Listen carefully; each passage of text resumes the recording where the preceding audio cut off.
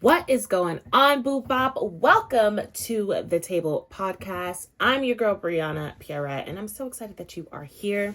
If you're brand new, welcome. I hope you like what you hear and you stick around, okay? But if you are already subscribed, what's up, baby? How we doing this week? I hope we're doing nothing but fantastic, okay? Y'all know I don't like to waste your time, so let's dive into this. As you know, this podcast is all about authenticity, being your authentic, most genuine self so that you can align with all of the real, genuine connections that are meant to be in your life. And today, we're talking about self-love. Now, I know that everybody and their mamas who is a coach, a guru, a spiritualist, a person, a business, anyone, right? They're always talking about self-love. So I'm sure you have heard everything that you need to hear about self-love, and yet it's still a conversation. And you want to know why? Because we're still not doing it. We're hearing all the things, we know all the things, and we're still not doing it. But I kind of have a take on self-love that I think it may be a little bit different than a few years ago. Self-love to me was definitely about just literally loving myself. That's it. Just love yourself, right? Love yourself, love your mistakes, love just love you, treat you the way you would treat a loved one. And that is a part of the definition of self-love. But I started to look at self-love a little bit differently over the past few years because I was just like, I think we talk a lot about self-love, but we don't actually talk enough about love, right? And when it comes to connections of any kind, the one thing that I know that most people are looking for when it comes to significant others, friends, people in general, is love. They want love within the connection. And I'm like, there is this like fairy tale, cookie cutter, this is what love is supposed to be vibe that we've all been on, we've all learned, we've all been kind of like walking with. And then there's this other side of it, which is love is hard, it's hard work. And, in order for you to really have love, you gotta like push and fight. And to be honest, I've actually experienced both. I've experienced like that really easy love that just kind of comes together and just works. I've also experienced like tough love where I, had to fight for it or whatever the case is. And I believe in both, but I think there's something like we're not seeing. There's something that we're kind of like repeating the same things, right? We're looking for people to love. We're looking for people that love us. We want people that love us for who we are, and yet we're afraid to show up fully authentic. We want people to treat us a very specific way that, embodies love. And yet I don't think that we do it for ourselves enough. So if we're going to bring anything to the table, the last 2 weeks, we definitely talked about how important it is to bring vulnerability to the table and how vulnerability really affects intimacy. But now we got to talk about self-love as a whole, right? Just what does that even mean? What's going on here? Like, what is self-love? Well, before we get into self-love, I want to look at love, okay? When I think about love, there was a point in time where I thought about, being treated like a queen. Then I said, okay, what is being treated like a queen? Then I was like, oh, right. Okay, well, it is, somebody really showing you that you matter to them, showing you that they want to make you happy. Somebody that, really just wants to accept you for who you are, supports you. I'm just saying the very basic stuff, basic requirements of love in my head. And as I've like dissected it more, I'm just like, that's not good enough, right? I've had people in my life, exes, old friends, people in general who do show up and very much seem supportive, are supportive in certain areas of my life. They treat me the way that I would want to be treated at some areas of my lives.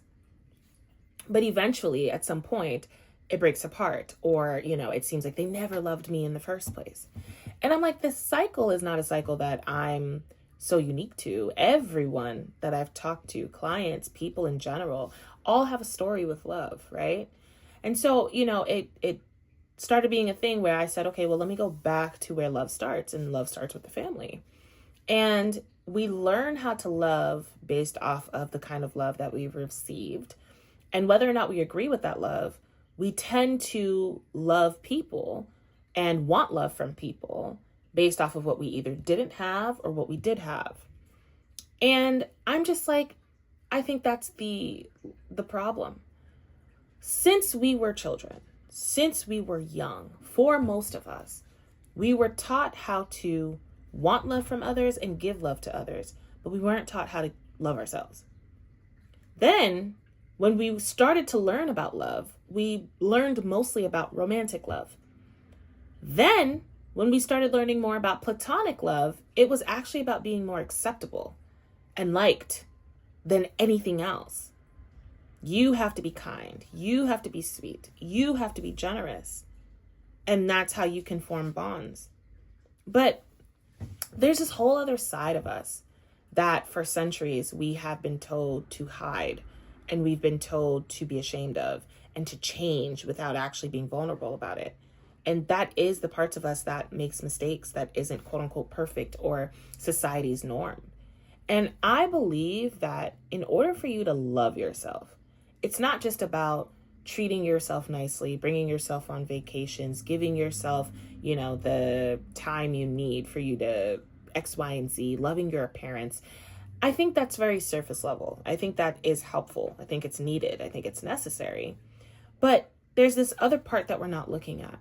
Self-love is not about just loving who you are. It's loving the parts of you that you really can't stand, right? It's actually nurturing the parts of you that you're like, I wish I didn't have to be this person. I wish I didn't have to have this problem. I wish I wasn't like this. It's literally taking your darkness and nurturing it back to light. And we don't do this enough, right? We don't look at self-love that way. We tend to look at self-love as this very surface level thing. And then we make it other people's jobs to nurture us back to light. I don't feel good. I don't feel pretty. I want someone that makes me feel pretty. I don't feel the best about myself. I want someone to make me feel the best about myself.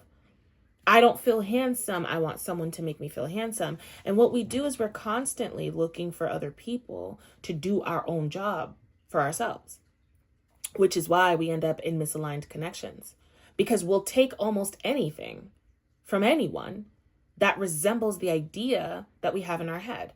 So if the idea is I want someone to make me feel pretty, and someone comes in making you feel pretty, you're more than likely going to feel like this is the right one, because you're more obsessed with the feeling that they've been able to trigger in you than the person themselves. So you'll force them to fit the mold. You'll force them to, make sense to you, even if the red flags are in your face, even if you are not even that attracted to them, you'll still force it to fit.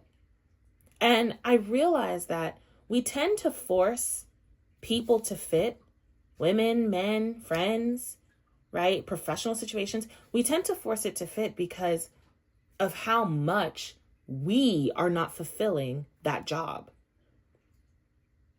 When you love yourself, it's not just about loving the parts of you that are good, loving the parts of you that are all set and great.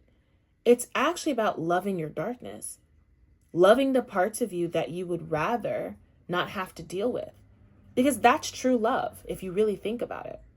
The people that stick around during your hardest times, the people that support you through your most difficult times, those are the people that you consider to be ride or dies. Those are the people that you're like, okay, you've proven that you're trustworthy, that you love me, that you're worthy of my love.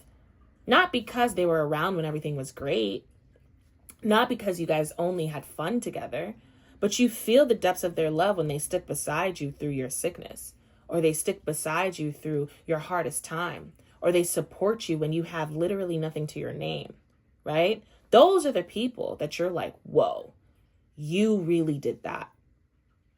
And so what that reflects back to us is how we need to do that for ourselves. We tend to throw ourselves away because of our imperfections.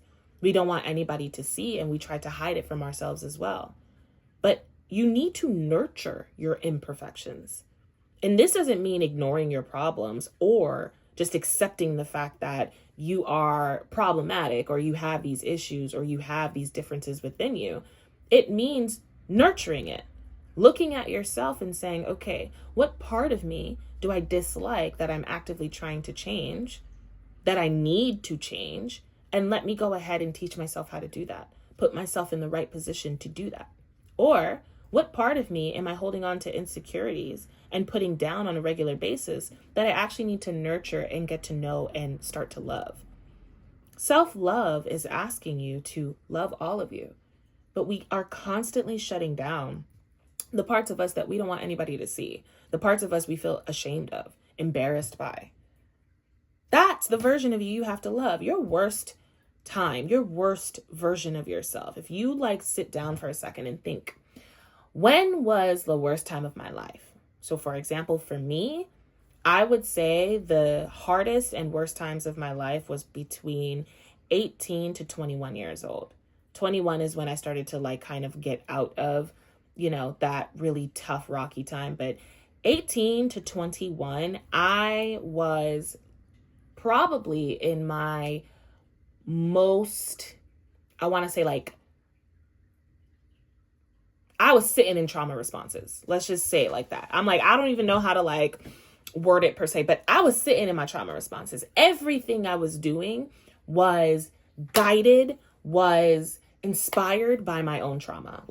Every decision I was making, every which way I was going at that time felt like a failure, felt like nothing was going my way. I felt very difficult. And it probably started around 17 years old, but I would say 18 to maybe 20, because like I said, 21 is when I started to move out of it. But those years was probably my most I'm outside years. I'm gonna do what I want to do years. Back then, YOLO years. Those were the years that I was probably my worst self. And then I've had moments, right? Other years where I've done things, said things, experienced things that I'm just I'd rather never have to think about them. But those years were probably the years that I was getting, I was drinking the most. And if you guys know me or my story, I definitely had a drinking issue for a while where every time I get drunk, I would black out and I would go batshit crazy. I would go absolutely bonkers. And then I would wake up the next day and not remember anything. Or I would just wake up in pain or wake up in someone's bed or wake up kind of what the hell happened. And usually those were around the times where either I would start a fight or I would end up going home with someone that I never meant to go home with. Those were the years that I made probably the worst mistakes of my life. And those were also the years that I would make very conscious mistakes. I knew what I was doing and I still did things that, I would look back on and be like, Briana, that's not even you. What are you doing? Right? However, during those years, I spent a while just disliking myself, right? Trying to run as far away from those years as possible. But I also was very good at taking accountability. I was good at saying, oh yeah, I messed up. Oh yeah, I did this. Oh yeah, there was a point in time where I was sleeping around. Oh yeah, I was a fucked up person. Right? I was pretty good at taking accountability for the parts that I did do. And then I also went through a lot of situations where I was just caught up with the wrong people or caught up with the wrong situations. So rumors are being said and I'm trying to fight for my life. I didn't do that. I didn't say that, And there was just a lot of stuff that was going on. My teenage years was crazy. I would say maybe 10th grade up until 20 years old, things got really shaky, really rocky for me. And I would sit there in just so much shame and so much pain of who I was. And everything that was happening around me just made me dislike myself even more. And I've had, trigger warning. I've had multiple times during that time where I have considered ending my life. I have considered just completely walking away from everything that I ever wanted. I have given up. I have put myself in the position of just feeling what's the point? I don't understand why I'm here, right? And so it was a very depressive time. And I was just trying to run away from it as much as possible. So running away from it looked like mostly running into other people's arms, right? The reason why I was drinking so much is because when I first started drinking, I was the fun one, right? I would get drunk and people were just laughing and I was just so fun. I was dancing so much and people really liked me. And at the time, I was hurting so deeply from not being liked and from things I was going through at home and family and things of that sort, that the idea that people liked me more when I was drunk was something that was a high to me. So I would get drunk a lot every single weekend. And this is starting like in high school, right? So I'm super young, but every weekend I'm getting drunk. Every weekend I need a drink because I'm so excited to be liked. I'm so excited to be around people that actually want to be around me, right?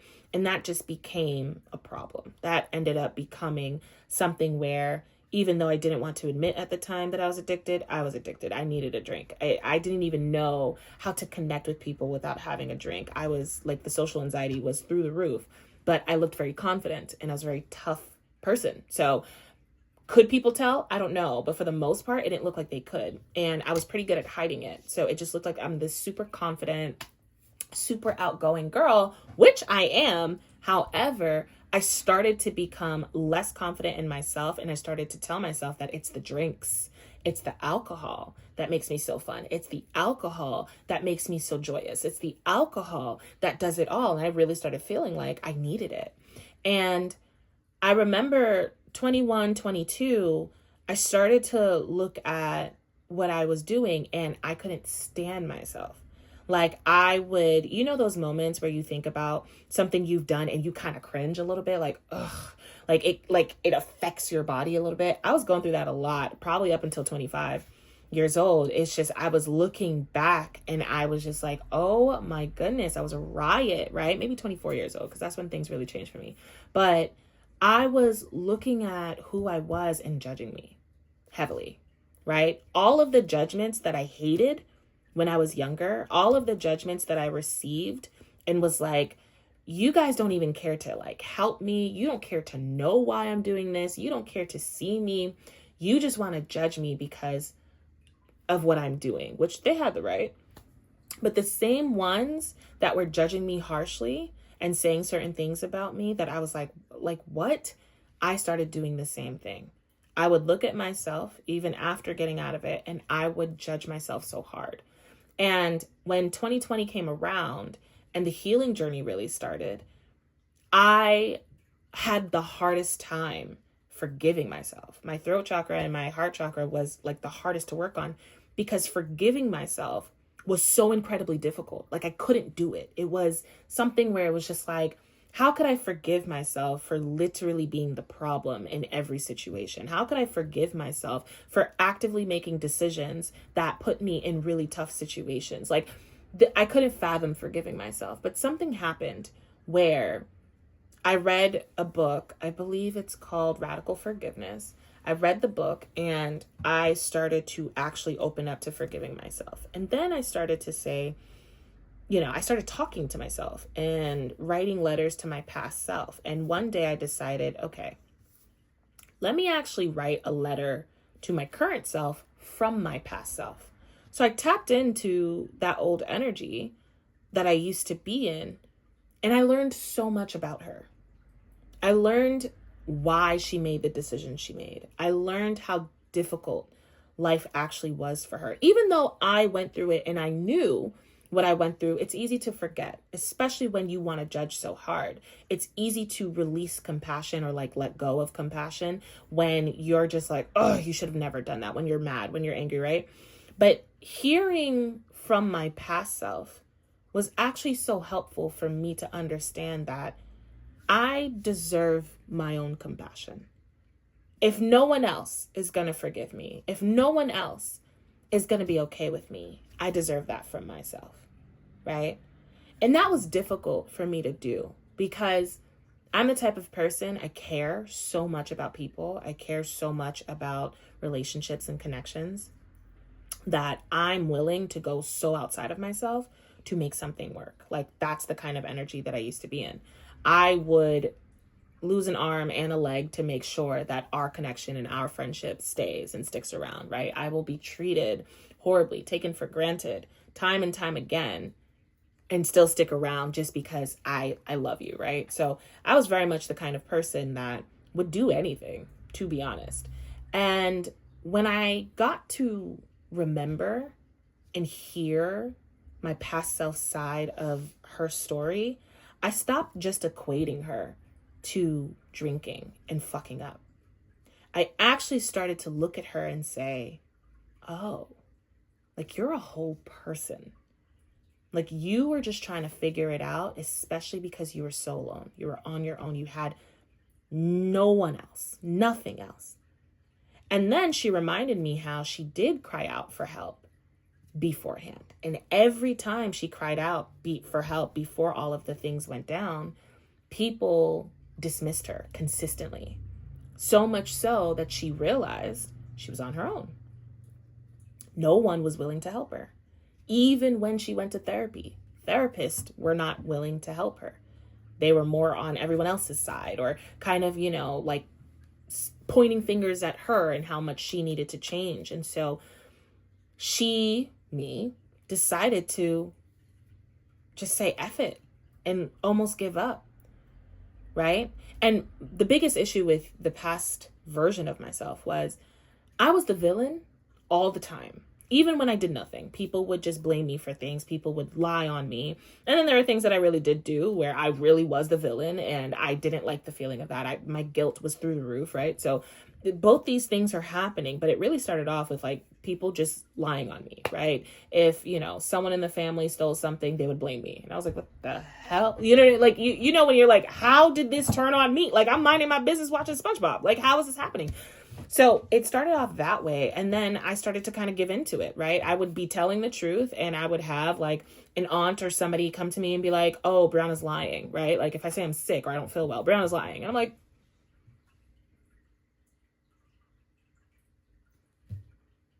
like what? How am I lying? Right? So I dealt with that a lot as a child. So something started to happen where I was like, if I'm a liar, let me lie, right? I started to believe that I'm a liar. I started to believe in these types of things and I started doing them. And I take full responsibility for the times that I did lie, the times that I did F up and stuff like that. But I was dealing with a lot of stuff. And I was just like, okay, I'm this bad person. So I started to really believe I'm a bad person. And I started to take it in and it became a thing for me. Like I really believed that I was bad. And so now when people like me or whatever the case is, if they show that they dislike me in any way, I want to mold, I want to shift, I want to do whatever I need to do in order for me to be liked or in order for them to not think that I'm this mean or bad person. Even people that I thought that we had a good relationship or a good connection, they would go to my mother and tell my mother that I'm mean or I'm a problem or I need to watch my mouth. And I'm like, what? That we was just laughing it up, right? So when it came to connections, I was very unsure and I felt like nobody loved me, nobody liked me. And so therefore it became something where that was what was happening on the surface level. And then underneath all of that, I'm going through a lot of difficult stuff at home. I'm dealing with a lot of spiritual attacks on a regular basis. I'm dealing with so many different things, yelling, screaming, abuse issues, sexual trauma, just so much is happening all at once while still trying to maintain this idea of being liked. You break. At some point you break, and I broke. And it became a thing where I just got so tired of being blamed. I got so tired of being the bad guy, or trying to be the good guy. I got so tired of feeling so confused. I got so tired of the spiritual trauma and problems I was going through. I got so tired of the sexual issues that was happening. I just got so tired. So I decided, well, if being good has everyone thinking I'm bad, let me be bad. And so I became the true villain between 18 and 20. Like it was like, I just didn't care. I didn't care who I was hurting. I didn't care that I was hurting myself.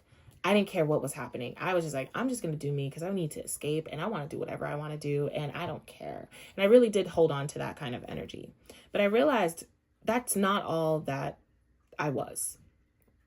And I had to realize during my healing journey that loving myself wasn't just loving the good parts of me. It was actually loving how mean, how horrible, how much of a villain that I could be. Like I could actually fall in love with my villain side. And falling in love with her just simply meant hey, I see you. I'm not here to judge you. I'm not here to even change you, but I am here to guide you.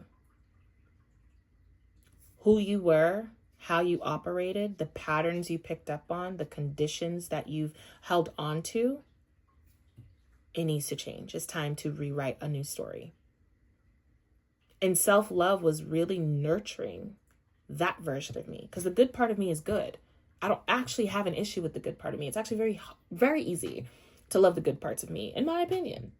But it was that old self, that embarrassing, shameful version of myself.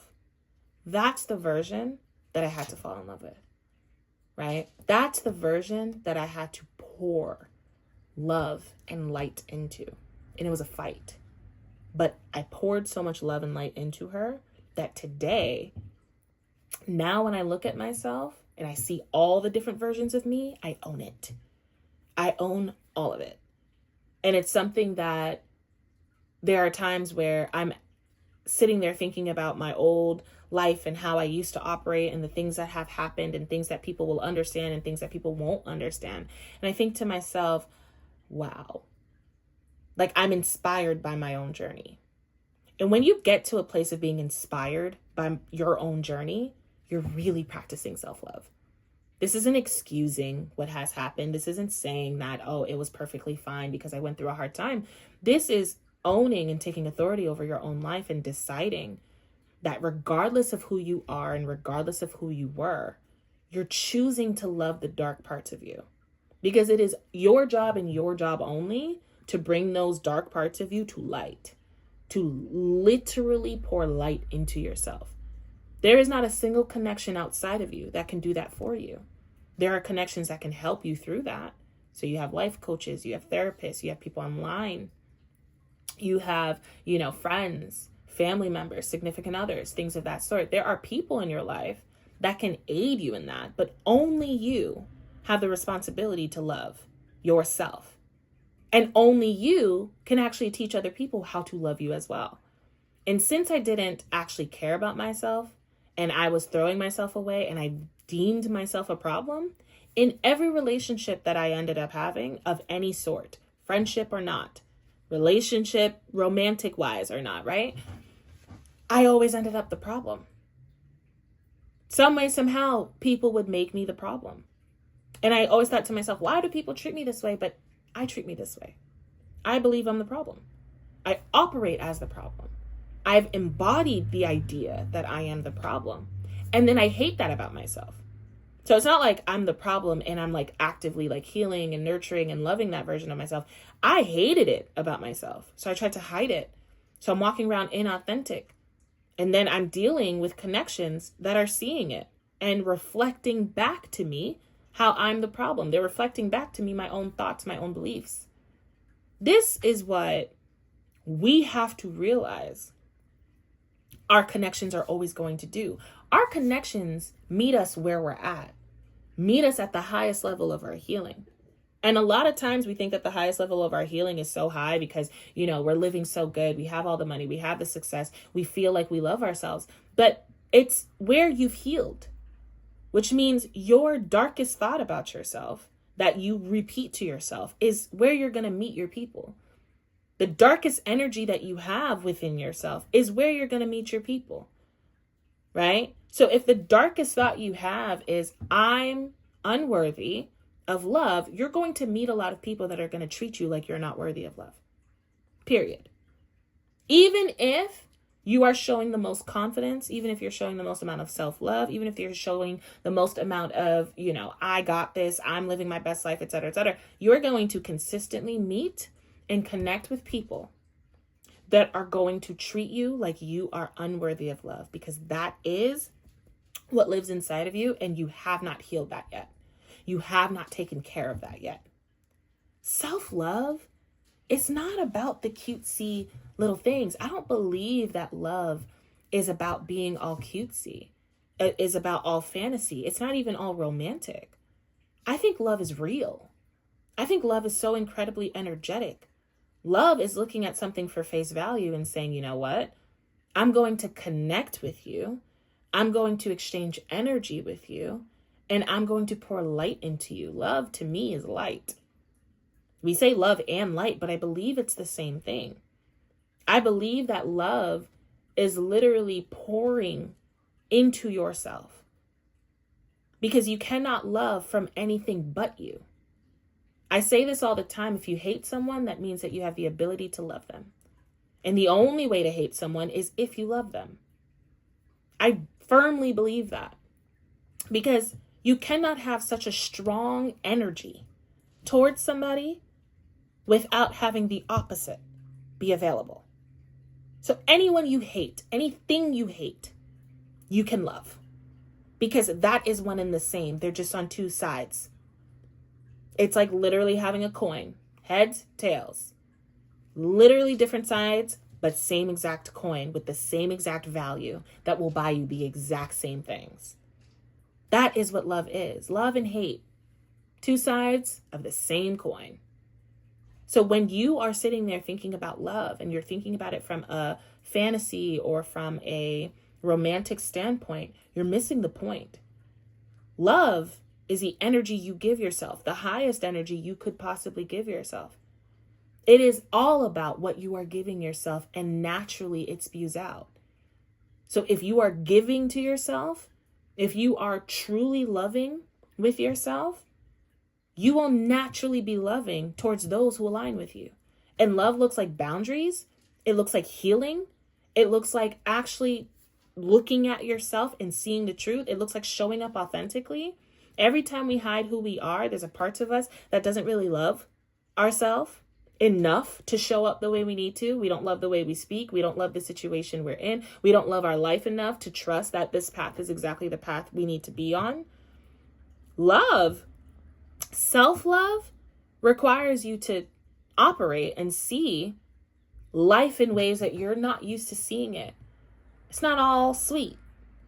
It's not meant to only be sweet, because anything that's sweet can be sour. Anything that's good can equally be bad. It's all one and the same. And I think we get so caught up in love being outside of us that we don't realize that the only way to truly bring love into you from the outside is to have it within you. That is how you're going to align. And self-love is so essential for every relationship. The reason why relationships tend to be off and tend to go very sour is because each person is looking to each other for things that they need to fulfill within themselves. So it looks like you're never happy. It looks like you got the wrong person. And usually you end up in relationships, this isn't for everybody, but you'll end up in relationships that are reflecting back to you what it is that you think you want, not what you actually need. Because we have this idea that friendship and things are supposed to look a very specific way. So we're trying to get people to fit the mold of what we think they're supposed to be, just like we're trying to fit the mold of what we think we're supposed to be. We don't accept the true path. We don't accept who we truly are. We spend so much time trying to be something in this world. We're not actually getting to know who we are, what we already are in this world, because that's fated. That's already all set for you. Your job is to come here and do the work to overcome your karma. Do the work to understand yourself. Do the work to live your purpose. And I truly believe that your purpose is to live. Your purpose is you. It's not outside of you. It is you. And naturally, as you tend to yourself, you will connect. As you tend to yourself, you will naturally align.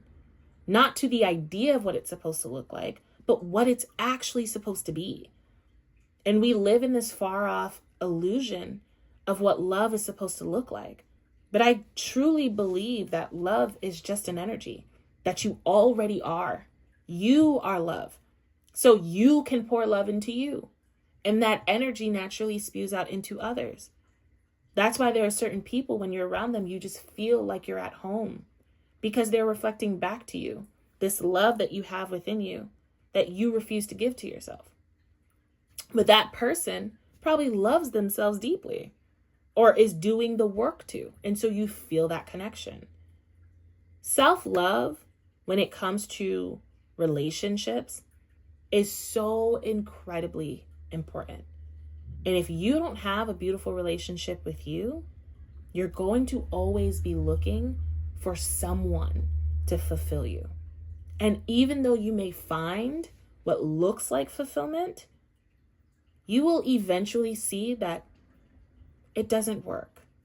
The only way for you to remain fulfilled is for you to be the one to fulfill you, which means the first person that you should be falling in love with, the first person you should be befriending, becoming best friends with, is you. Because only you know what you truly want. Only you know how to truly treat yourself. And only you know the good and bad parts of you. And if you can't stand you, if you don't love all of you, if you yourself are looking at yourself in the mirror and saying it's a no for me, you cannot be shocked or feel some type of way when other people are feeling the same way towards you. Because like I said, I've been saying it this entire time. Everyone is a reflection and an extension of you. Everyone, every relationship you have is an extension of you. And it is up to you to do the work within. We are so busy looking, so busy yearning for an idea that we're not just being in order for us to align with a reality. And that's where we're going wrong. So when we think about what do we bring to the table, bring yourself. Bring self-love. The exact thing you're looking for in someone else, be that for yourself. You're looking for support, be that support for yourself without closing yourself off from receiving support from others. That's the other part. People get so tired and so angry at the idea that they have to show up for themselves that they block out and they close out the idea that it can come from anybody else. When you truly have that for yourself, truly have compassion, truly have a sense of ease and love for yourself, when you truly have that, you will naturally attract what needs to come in towards you. I was saying this recently to my sister. I was like, it's interesting how we had somebody that was doing something and we had no interest in helping. We didn't even see. We were like, oh, okay, they're doing something. Okay, that's fine. And the more they were going, they were trying to make something happen, whatever the case is. You know, we're sitting there, we're talking, we're minding our business or whatever the case is. And they got to a part where they actually needed help. They didn't ask for help, but something made my sister get up and go help them. And I thought for a second, I was just like, oh, that was so sweet of my sister for getting up and going to help them. And then I thought, the thing that forced or pushed my sister to help this person was the fact that they were so willing to help themselves. That's it. They were so incredibly willing to be there for themselves. So naturally, someone that they don't even know could be there for them. Someone they don't even expect could be there for them. Because this person put in the work, struggled, didn't immediately just say, F this, didn't go looking around for everyone, but just did what they needed to do. And that doesn't mean you can't ask for help, but energy speaks. There's a reason why there are people who ask for help, they receive it. Because they're asking for help because they've done everything they possibly can. And finally are at a place where they're like, all I can do is surrender and allow for help to come in. I will ask for it. I will take that part. I will take that move, I should say, that action to ask for it and allow for it to come in. But that's why some people who ask for help, they receive it, and others who don't ask for help don't receive it. And I've experienced both in my life. I've experienced asking for help and receiving it like that in ways that I would have never expected. And I've experienced asking for help and no one wants to help me. Like not even a little bit. And the difference was, the one where people didn't want to help me was I was carrying the energy of feeling helpless. Like, I can't help myself. I don't even want to help myself. I can't stand myself. I don't even want to I don't want to be me right now. And so therefore, people don't want to be around me. They don't want to help me. They can't help me. They're all of a sudden too busy. But when I'm like, I've done everything I possibly can, the only thing I haven't done yet is ask for help. Let me see if I can ask for help. It would come to me so easily. This type of stuff is self-love. It's that energy of, I got me. I got me, and everyone else is a bonus. Everyone else that can love me, everyone else that can show up for me is a bonus. And even when these connections show up, I still have to be the one to teach them how to love me. You have to be the one to teach people how to love you. Period. You cannot expect that they're going to know. You can have qualities you care for in people, but you have to be the one to teach people how to actually love you.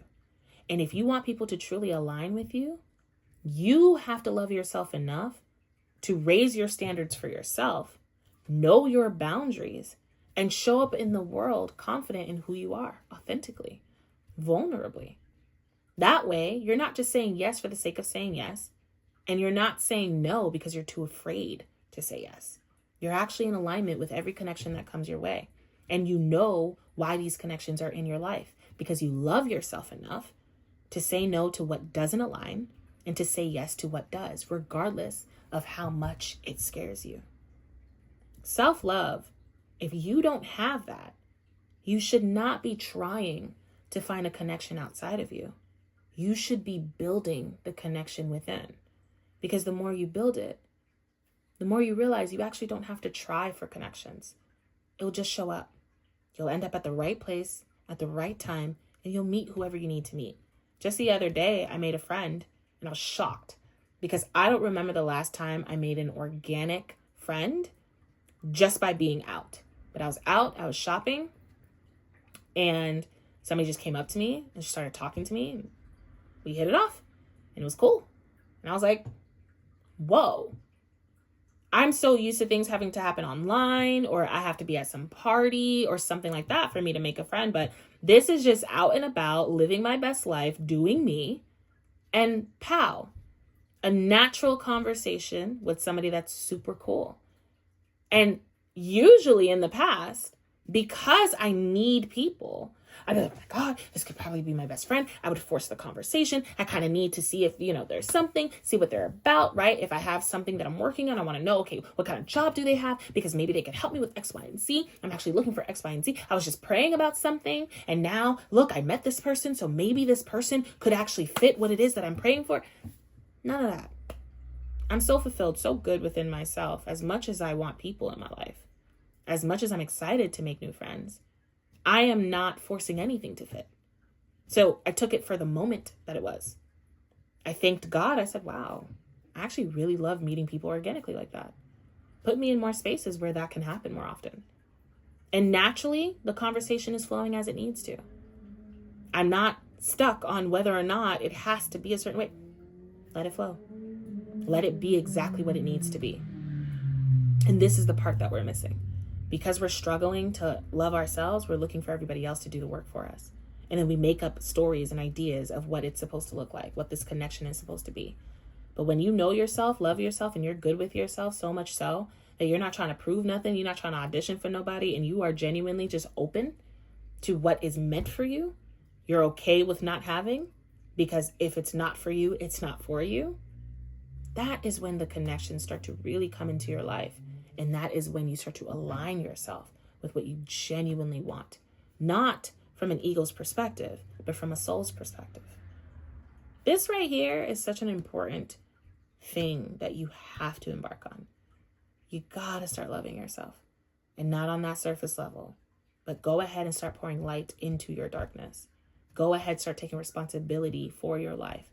Go ahead and choose to be open to people and be open to connections, while making you the sole focus of your love. Pour back into you.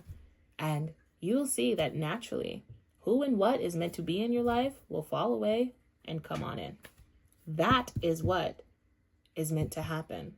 But we are so focused on love having to look a certain way and coming from outside of us that we won't even let it happen. So that's that on that.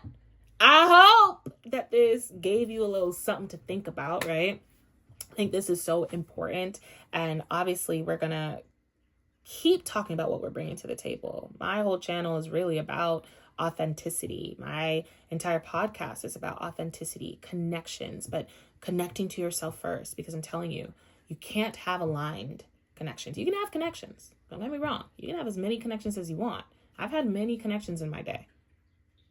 But for them to be truly aligned with who I am, with what I want in my life, it was very difficult to come by, because I did not know me. I did not like me. And I did not spend enough time becoming my own friend to even understand what kind of friends I actually want in my life. I didn't spend enough time falling in love with myself to understand what kind of love I want in my life. I just started asking for certain things based off of what felt good and what didn't feel good. That's not a good formula, and it's not a good strategy. But the best strategy is getting to know you. Because as you get to know you, you start to realize, oh my gosh, I love this. Oh my gosh, I want this. I used to believe that my love language was just quality time. And I'm like, oh my God, it's not. It's words of affirmations. Because spending quality time with myself, I love that. I love spending time with myself. I'm not going to lie. But I love how I speak to myself. I'm very particular about how I speak to myself. In particular just means that when I catch myself talking down on myself, I really don't like that. And I realize that's with everybody. I don't like when people are mean to each other. I don't like when people are assholes to each other. That doesn't mean that I can't say what needs to be said, but I don't like it. I actually love pouring life into people. I love talking, hence why I do this. But I love talking. Even as a life coach, it was like a pleasure for me to talk life into people. It's how I love to give love, and it's how I love to be loved back. I genuinely love words, and I do take words for face value. I had to learn my boundaries, and I had to learn how to, understand who lying and who not. But for the most part, I love words of affirmation. And I would have never understood that, never known that if I did not take time to actually know myself. I used to just tell myself it's quality time. And the reason why I told myself it was quality time, and the reason why I kept testing as if it's quality time, is because I was begging for it. My ego really, really wanted quality time. I want people to want to be around me. I want people to want me. I want people to be interested in me. And so, quality time. If you're willing to be around me, that was enough for me. But that's not true. I love me some quality time. Don't get me wrong. But there are some other ones that are more important to me. And I learned that the more that I learned myself. So, learn yourself. Love yourself. Choose yourself. And naturally, you'll connect with whoever you need to connect with. Okay. I'm going to end it here. Thank you so much for being here. You know I appreciate you. And until next time, I'm sending you love. Bye.